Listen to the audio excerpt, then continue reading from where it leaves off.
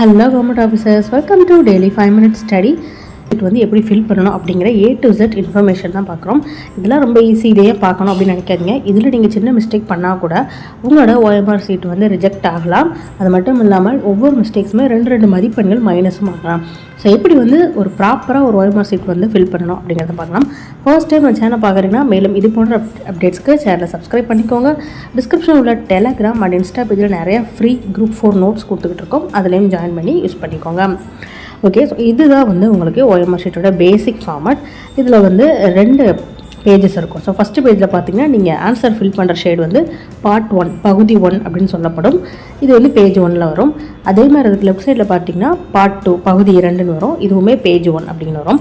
அப்போ பேஜ் 2ல் என்ன இருக்கும் அப்படின்னு பார்த்தீங்கன்னா பேஜ் 2 ஃபுல் அண்ட் ஃபுல் பார்த்தீங்கன்னா உங்களுக்கு இன்ஸ்ட்ரக்ஷன் மட்டும்தான் இருக்கும். ஸோ எப்படி OMR ஷீட் யூஸ் பண்ணணும் அப்படிங்கிறதுக்கே செப்பரேட்டாக ஒரு 2 பேஜ் வந்து அவங்க கொடுத்துருப்பாங்க.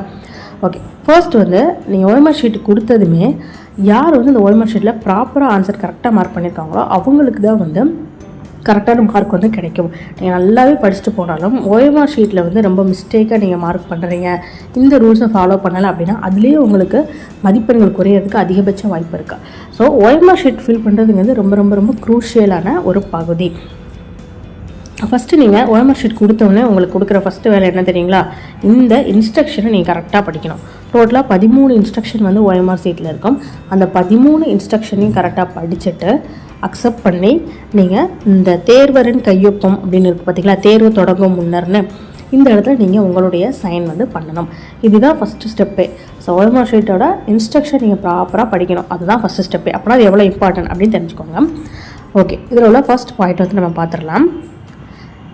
இந்த தேர்வுக்கான அனுமதி சீட்டில் கொடுக்கப்பட்டுள்ள விண்ணப்பதாரர்களுக்கான அறிவுரைகளையும் கீழே கொடுக்கப்பட்டுள்ள அறிவுரைகளையும் கவனமாக படித்துவிட்டு, அதாவது ஹால் டிக்கெட்டில் உள்ள இன்ஸ்ட்ரக்ஷன் ப்ளஸ் OMR இன்ஸ்ட்ரக்ஷன் படித்துட்டு பக்கம் 2 வலதுபுறம் கீழ்ப்பக்கத்தில் உள்ள கட்டத்தில் தேர்விற்கு முன் கையொப்பமிடவும். நம்ம இப்போ ஒன்று பார்த்தோம் இல்லைங்களா, அந்த பிளேஸு.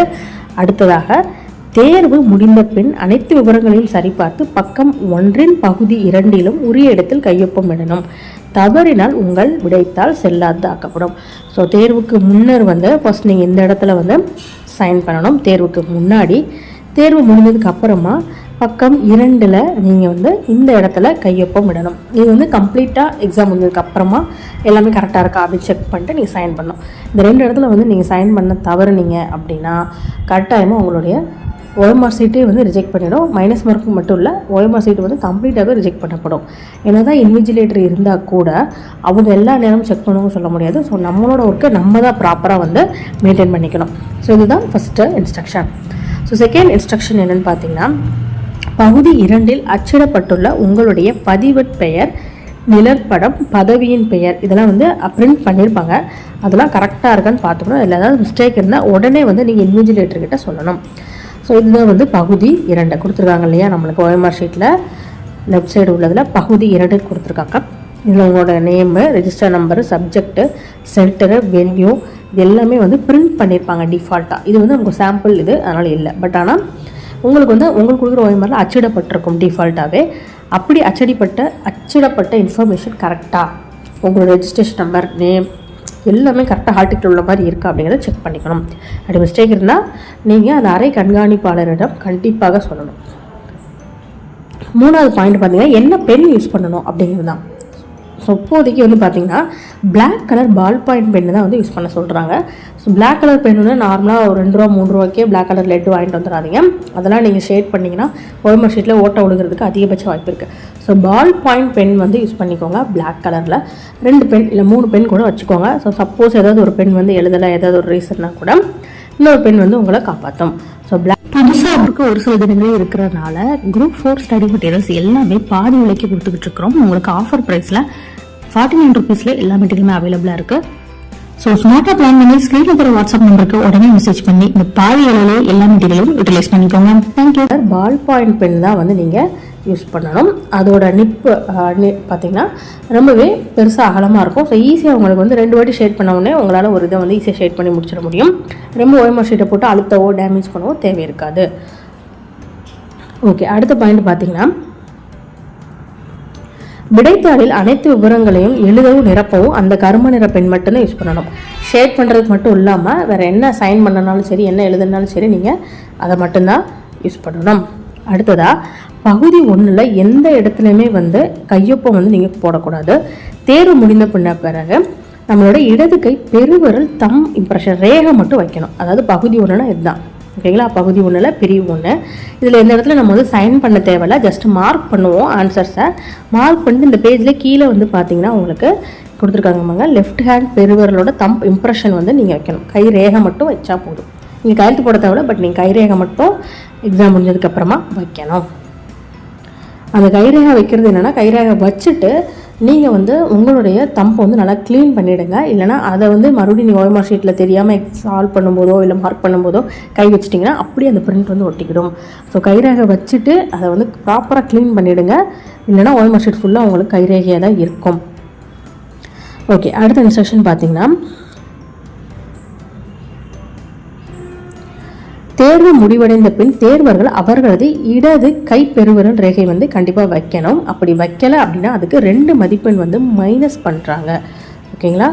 ஸோ பகுதி 1ல் எந்த இடத்துல கையெழுத்து போட தேவையில்ல, கைரேகை மட்டும்தான் வைக்கணும். அப்படி கைரேகை வைக்க நீங்கள் மிஸ் பண்ணீங்க அப்படின்னா உங்களுக்கு 2 மார்க் ஜஸ்ட்டு மைனஸ் பண்ணுறாங்க. நீங்கள் எவ்வளோ மார்க் எடுக்கிறீங்க எக்ஸாமில் அதில் 2 மார்க் மைனஸ் பண்ணுறாங்க. அதுக்கு அடுத்ததாக விடைத்தாளின் எந்த பக்கத்துலையுமே பார்த்தீங்கன்னா எழுதுறதோ இல்லை மார்க் பண்ணுறதோ எந்த ஒரு வேலையுமே பண்ணவே கூடாது. இந்த ஓஎம்ஆர் ஷீட்டில் நமக்கு இன்ஸ்ட்ரக்ஷனை கொடுத்துருக்க அந்த கையெழுத்து, அந்த ஆன்சர் மார்க் பண்ணுறது, இது மட்டும்தான் இருக்கணுமே தவிர்த்து வேறு எதுவுமே இருக்கக்கூடாது. அப்படி ஏதாவது நீங்கள் எழுதியிருந்தீங்க அப்படின்னா உங்களுடைய மிஸ்டேக்ஸ்க்கு ஏற்ற மாதிரி விடைத்தாள் செல்லாதுன்னு சொல்லலாம், அல்லது இதுக்குமே உங்களுக்கு 2 மதிப்பெண் வரை குறைக்கப்படும் அப்படிங்கிறதையும் சொல்லியிருக்காங்க. அடுத்த பாயிண்ட்டு, பிரிவு 2ல் வினா தொகுப்பு என்ன சரியாக எழுதி அதற்குரிய வட்டத்தை நிரப்பணும் அப்படின்னு சொல்லியிருக்காங்க. ஸோ ஒவ்வொரு வட்டத்தையும் கரெக்டாக என்ன நம்பரோ அதுக்கேற்ற மாதிரி நிரப்பணும். 1 அல்லது 1க்கு மேற்பட்ட வட்டங்கள் காலியாக விடப்பட்டிருந்தா இல்லை முறையற்று நிரப்பப்பட்டிருந்தா பார்த்தீங்கன்னா மொத்த மதிப்பெண்லேருந்து 5 மதிப்பெண் வரை குறைக்கிறாங்க. ஸோ இது எந்த இடம்னு பார்த்தீங்கன்னா எக்ஸாம் முடிஞ்சதுக்கு அப்புறமா நீங்கள் இந்த இடத்துல மார்க் பண்ணுற மாதிரி இருக்கும். ஸோ எவ்வளோ உங்களோட அந்த வினா தொகுப்பு எண் என்ன அப்படிங்கிறத நீங்கள் கரெக்டாக எழுதணும். அந்த ரெஜிஸ்ட்ரேஷன் நம்பரை கரெக்டாக நீங்கள் மார்க் பண்ணணும். இதில் பார்த்தீங்கன்னா ஹரிசாண்டல் கொடுத்துருப்பாங்க. இந்த பாக்ஸில் நீங்கள் நம்பர் போட்டுக்கணும். கீழே உள்ள இடத்துல அந்த நம்பரை நீங்கள் ஷேட் பண்ணுற மாதிரி இருக்கும். ஸோ இதுவுமே நீங்கள் கரெக்டாக ஷேட் பண்ணணும். இதில் மிஸ்டேக்ஸ் ஆச்சுன்னா 5 மதிப்பெண் கிட்ட மைனஸ் பண்ணுவாங்க. அடுத்ததாக பாருங்கள், ஒவ்வொரு கேள்விக்கும் விடையளிக்கும் போது ஒரே ஒரு சரியான விடையை தான் ஃபில் பண்ணணும். 2-3 ஆன்சர்லாம் ஃபில் பண்ணக்கூடாது. இல்லை ஒன்று ஃபில் பண்ணுறது அடிச்சுட்டு இன்னொன்று ஃபில் பண்ணக்கூடாது. மிஷின் கரெக்ட் பண்ணுறதுனால ஈஸியாக கண்டுபிடிச்சிடும். அது எப்படி ஃபில் பண்ணி கொடுத்துருக்காங்க பாருங்கள். இப்படி ரைட்டோ இன்ட்டு மார்க்கோ அப்படிலாம் போடக்கூடாது. அந்த வட்டத்தை கரெக்டாக ஃபில் பண்ணியிருக்கணும். ஸோ ஃபார் எக்ஸாம்பிள் இங்கே கொடுத்துருக்காங்க பார்த்தீங்களா, அப்போ ஏபிசி அப்படின்னா அந்த நம்பர் கரெக்டாக ஃபில் ஆகிருக்கணும். கேப் விட்டு குட்டியாக அந்த மாதிரிலாம் ஃபில் பண்ணாமல் அந்த இடத்துல என்ன இருக்கோ அது மறையிற மாதிரி அது மேலே கரெக்டாக நீங்கள் ஃபில் பண்ணியிருக்கணும். அடுத்ததாக பாருங்கள், விடைத்தாளின் பிரிவு 3ல் எத்தனை ஏ, எத்தனை பி, எத்தனை சி, டி மற்றும் இ நீங்கள் விடையளிச்சிருக்கீங்க அப்படிங்கிறது எழுதணும். முன்னாடி இது கிடையாது, பட் லாஸ்ட் குரூப் 4லேருந்து இந்த சிஸ்டம் இன்ட்ரடியூஸ் பண்ணிட்டாங்க. நீங்கள் ஆன்சர் எழுதி முடிச்சதுக்கப்புறமா எத்தனை கொஷினுக்கு ஏ ஆன்சர் கொடுத்துருக்கீங்க, எத்தனை கொஷினுக்கு பி ஆன்சர் கொடுத்துருக்கீங்க அப்படிங்கிறத இந்த பிரிவு 3 செக்ஷன் 3ல் நீங்கள் ஃபஸ்ட்டு என்டர் பண்ணணும். ஸோ ஃபஸ்ட்டு பாருங்கள், ஏ இருக்குதா, அப்போ எத்தனை ஏ கொடுத்துருக்கீங்க. இப்போ 36 கொஷனுக்கு ஏ நீங்கள் பண்ணியிருக்கீங்கன்னா மேலே 3 கட்டம் கொடுத்துருக்காங்க இல்லையா, ஸோ 0, 36 அப்படின்னு போடணும். போட்டுட்டு இந்த 3 ரோவில் 0, 3, 6 அப்படிங்கிறத நீங்கள் ஃபில் பண்ணணும். இதே 100 கேள்வி அப்படின்னா அந்த 3 கட்டத்தில் 100 அப்படின்னு போட்டு ஃபில் பண்ணுங்கள். ஒருவேளை 5 கேள்வி அப்படின்னா 0, 0, 5 அப்படிங்கிறத நீங்கள் மேலே ஃபில் பண்ணிட்டு கீழேயுமே அதை ஷேட் பண்ணணும். அது மட்டும் இல்லாமல் எல்லா கேள்விக்குமே ஏதாவது ஒரு ஆன்சர் கண்டிப்பாக நீங்கள் ஃபில் பண்ணணும். இந்த சிஸ்டம் எதுக்காக கொண்டு வந்திருக்காங்கன்னா, ஒருவேளை நீங்கள் ஆன்சர் ஃபில் பண்ணாததுக்கு வேறு யாராவது ஆன்சர் ஃபில் பண்ணி கூட உங்களை மதிப்பெண்ணை உயர்த்த வாய்ப்பு இருக்குது. அதை அவாய்ட் பண்ணுறதுக்காக உங்களுக்கு ஆன்சர் தெரியலைன்னா கூட இ அப்படிங்கிற ஆப்ஷனை செலக்ட் பண்ணணும். பட் எதுவுமே செலக்ட் பண்ண விடக்கூடாது. அப்படி விட்டிங்கன்னா உங்களுக்கு 2 மதிப்பெண் மைனஸ் பண்ணுவாங்க. அதுக்கு அடுத்ததாக பார்த்தீங்கன்னா நீங்கள் எவ்வளோ ஏபிசின்னு நீங்கள் மார்க் பண்ணிடுவீங்க. அது கீழே ஒரு பாக்ஸ் இருக்குது பார்த்தீங்கன்னா, பிரிவு 4. இது அந்த அறை கண்காணிப்பாளர் ஃபில் பண்ணுவார். நீங்கள் மார்க் பண்ணதில் கரெக்டாக இருக்கா ஏபிசி அப்படின்னு சொல்லி போட்டு ஃபில் பண்ணிவிட்டு அதோட டோட்டல் எவ்வளோ அப்படிங்கிறதையும் அவரே போடுவார். போட்டுட்டு அவருடைய கையொப்பமும் அதில் போடுவார். நான் எல்லாம் செக் பண்ணிட்டு கரெக்டாக இத்தனை ஏ, இத்தனை பி, இத்தனை சி தான் இருக்குது அப்படின்னு சொல்லி அவர் ஒன் டைம் செக் பண்ணிட்டு ஃபைனலாக அவர் கையெழுத்து போடுவார்.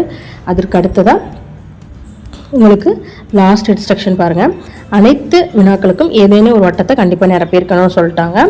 அது மட்டும் இல்லாமல் விடைத்தாள உள்ள விவரங்கள் அனைத்தும் சரியாக நிரப்பப்பட்டுள்ளது வந்து உங்களோட பொறுப்பு தான் அப்படிங்கிறத கொடுத்துட்டாங்க. ஸோ இன்விஜிலேட்டர் கரெக்டாக சொல்லுவாங்க, அவங்க பார்த்துப்பாங்க, நீங்கள் இருக்கக்கூடாது, நீங்கள் தான் வந்து கரெக்டாக அதை பொறுப்பெடுத்து பார்த்துக்கணும். ஸோ இந்த ஓஎம்ஆரை பொறுத்தவரை இதான் இன்ஸ்ட்ரக்ஷன். ஃபஸ்ட்டு தேர்வுக்கு முன்னாடி இன்ஸ்ட்ரக்ஷன் படிச்சுட்டு நீங்கள் வந்து இந்த இடத்துல ஒரு சைன் பண்ணுறீங்க. அடுத்ததாக தேர்வு முடிஞ்சதுக்கு அப்புறமா எல்லாம் கரெக்டாக இருக்கா அப்படின்னு சொல்லிட்டு இந்த இடத்துல உங்களோட லெஃப்ட் ஹேண்ட் தம்போட இம்ப்ரெஷன் வைக்கிறீங்க, கைரேகை. அதே மாதிரி இந்த இடத்துல நீங்கள் கையெழுத்து போடணும். அடுத்ததாக பார்த்தீங்கன்னா இங்கே உள்ள டீட்டெயில்ஸ் கரெக்டாக இருக்கா அப்படிங்கிறத செக் பண்ணணும். இந்த இடத்துல உங்களுடைய கொஸ்டினோட நம்பர் என்ன அப்படிங்கிறத, கொஸ்டினோட டைப், ஒவ்வொரு கொஸ்டினுக்கும் ஒரு நம்பர் கொடுத்துருப்பாங்க இல்லையா, அந்த கொஸ்டினோட டைப்புக்கு அதை ஃபில் பண்ணணும். எக்ஸாம் எழுதி முடிச்சதுக்கப்புறமா எத்தனை கொஸ்டினுக்கு ஏ ஆன்சர் பண்ணியிருக்கீங்க, பி ஆன்சர் பண்ணியிருக்கீங்க அப்படிங்கிறத மார்க் பண்ணணும். எல்லாத்துக்குமே ஏதாவது மார்க் பண்ணணும். தெரியாததுக்கு இ அப்படிங்கிற ஆப்ஷன் நீங்கள் கண்டிப்பாக மார்க் பண்ணணும். அப்படி மார்க் பண்ணலாம் அப்படின்னா 2 மார்க் மைனஸ் ஆகும். அதே மாதிரி இந்த இடத்துல நீங்கள் தப்பாக மார்க் பண்ணீங்க அப்படின்னாலும் உங்களுக்கு 2 மார்க் மைனஸ் ஆகும். எல்லாம் முடிச்சதுக்கு அப்புறமா நீங்கள் இந்த இடத்துலையுமே வந்து பார்த்தீங்கன்னா தேர்வு முடிஞ்சதுக்கப்புறமா ஒரு சைன் பண்ணுற மாதிரி இருக்கும். உங்களுடைய இன்விஜிலேட்டர் இந்த ஏபிசி இதை செக் பண்ணி டோட்டல் போட்டு அவர் இந்த இடத்துல சைன் பண்ணணும். இது எல்லாமே கரெக்டாக இருக்கா அப்படின்னு நீங்கள் செக் பண்ணிக்கோங்க. இன்விஜிலேட்டர் போடுற இடத்துல போடலைன்னா அவங்க மிஸ்டேக்கு. பட் நீங்கள் பண்ண வேண்டிய வேலைகள் நீங்கள் கரெக்டாக வந்து பண்ணணும். அப்படி பண்ணலைனாலும் உங்களுக்கு மார்க் மைனஸ் ஆகும், அல்லது கொஷின் பேப்பரே ஓஎம்ஆர் ஷீட்டே வந்து ரிஜெக்ட் ஆகிறதுக்கும் வாய்ப்புகள் இருக்குது. இந்த ஓஎம்ஆர் ஷீட்டில் நீங்கள் ஆன்சர் மார்க் பண்ணி சைன் பண்ணுறதை தவிர தேவையில்லாமல் எந்த இடத்துலையும் எதுவுமே எழுதக்கூடாது. இந்த ஓஎம்ஆர் ஷீட்டை நீங்கள் திரும்பி அவங்ககிட்ட தான் கொடுப்பீங்க. ஸோ ஏதாவது மிஸ்டேக் இருந்துச்சுன்னா கண்டிப்பாக வந்து கண்டுபிடிச்சிருவாங்க. நீங்கள் கொஷின் பேப்பரில் கூட ஏதாவது எழுதி பார்க்கலாம், ஆனால் இதில் வந்து நீங்கள் எழுதி பார்த்தீங்கன்னா கண்டிப்பாக அது உங்களுக்கு மைனஸ் மார்க்கில் தான் கொண்டு போய் விடும். ஸோ ஓஎம்ஆர் ஷீட்டை பற்றின complete A to Z information இது தான். ஸோ இந்த எக்ஸாம் முன்னாடி இந்த வீடியோ ஒன் டைம் பார்த்துக்கோங்க. இன்னும் நிறையா டிப்ஸ் வந்து அடுத்தடுத்து நம்ம சேனலில் வரப்போகுது. அதெல்லாம் ரெகுலராக தெரிஞ்சுக்க நம்மளோட சேனலை சப்ஸ்கிரைப் பண்ணிக்கோங்க. Thank you. Always keep smiling, keep studying.